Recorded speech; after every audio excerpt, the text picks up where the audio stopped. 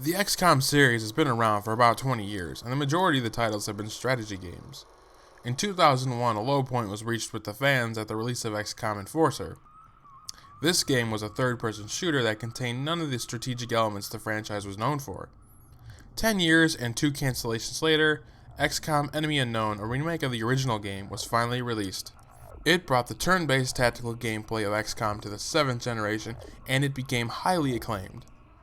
During that moment of sunshine, another game, just named XCOM, was being developed by the creators of BioShock. Originally as a first-person shooter, XCOM slid from Irrational Games to 2K Marin, then they merged with 2K Australia. The current 2K Marin basically turned this title into a reimagining of XCOM. Let's hope this has a good mix of action and strategy because, let me tell you, I'm not really into turn-based strategy, and I was really anticipating this game. Now let's break open the confidential envelope known as the Bureau, XCOM Declassified. Every XCOM game has taken place somewhere in a futuristic setting relative when each title is being developed. And the Bureau is actually different. A possible prequel, if you will, the Bureau takes place in 1962, during a time of discrimination, escalating war, and fear of the Reds. Without spilling too much, JFK, as in reality, is the president and the Cold War is in full swing. Without the world knowing, a far more formidable and insidious enemy would soon rear its ugly head.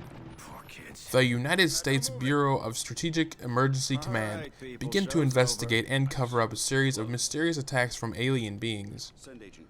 The Bureau stars newly recruited Special Agent William Carter, formerly of the CIA. He has just been through a tragedy of losing his family in a house fire. This event was never experienced by the player, but it is emphasized in the sequence where he's in the dark, and he hears voices, and all that wonderful nightmare losing your mind after a tragedy stuff.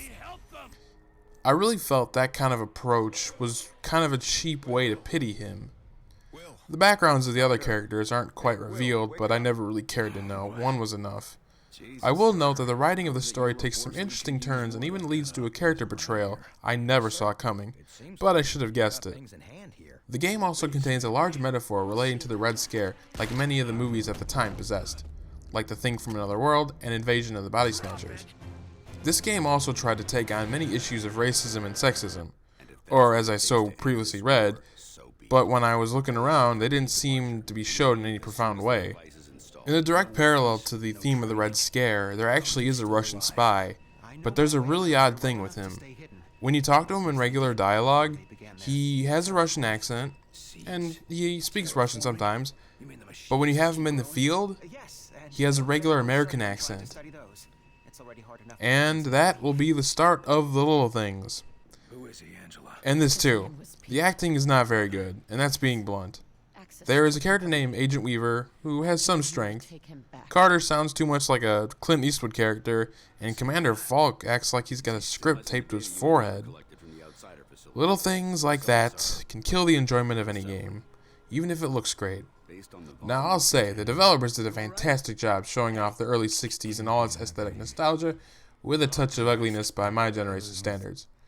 In addition to how the game looks, the Bureau also contains some cool tunes that bring the player back to that time. Although the game does contain some very futuristic technology, the presence of it is a fine refreshment from another 50s or 60s sci-fi flick. The sceneries don't look as though the world is truly open, but the devastated towns and urban areas have a moving effect and are greatly unsettling. Continuing how the game looks, it seems like a lot of the characters make very cold and stagnant movements when you're talking to them. For example, when speaking to characters when they supposedly hand you something or completing an action, they just stare at you, doing one of the 3 same looping body motions over and over again. I mean, I was literally staring at the ground. The dialogue sequences were that boring. Aesthetics can also have a significantly large impact on the gameplay design and the overall enjoyment, as did, or we will see. Moving on into gameplay, there has been a dialogue wheel implemented to make you feel more a part of this experience. But it's just a failed copy off of BioWare. There are seemingly important decisions to be made, but they don't have much weight to them, if any. Even in the decisions that can cost lives, you still really don't care about it. Making your choices just seem like nothing, and there's only one choice that makes the game end early. It's just another lazy thing added on the path of a rushed game. Oh, maybe I gave away a little too much right now. Now for the real action gameplay. Although originally an FPS, the Bureau now features tactical squad-based third-person combat where the player controls Carter and command 2 other agents with a game mechanic known as Battle Focus. The tactical interactivity of the Bureau is quite similar to that of Mass Effect, and then you can control your squad mates to where to move, take cover, target an enemy, and use a variety of special powers to aid them in 3 types of missions. These 3 types of missions include minor missions that are optional, major which you obviously have to do, and dispatch missions where you send out agents without your control to gain new items. The agents, along with Carter, can be given certain weapons, backpacks that enhance some abilities, leveling up selection perks, and clothing colors. The other agents can have their names and faces chosen too, but it's kinda useless and stupid. Say you have an African American agent. They're still going to sound like the white agents. Plus, who really cares what colors they have on and what their names are? In addition to all that, if you haven't guessed, there's a leveling up system for everybody. Carter can level up to level 10, where the other agents can only make it to 5. This is where a little bit of uniqueness does come in. Carter has his own class with a large skill tree, and the other ones have smaller skill trees and they can be recruited and customized with the selection of their particular class.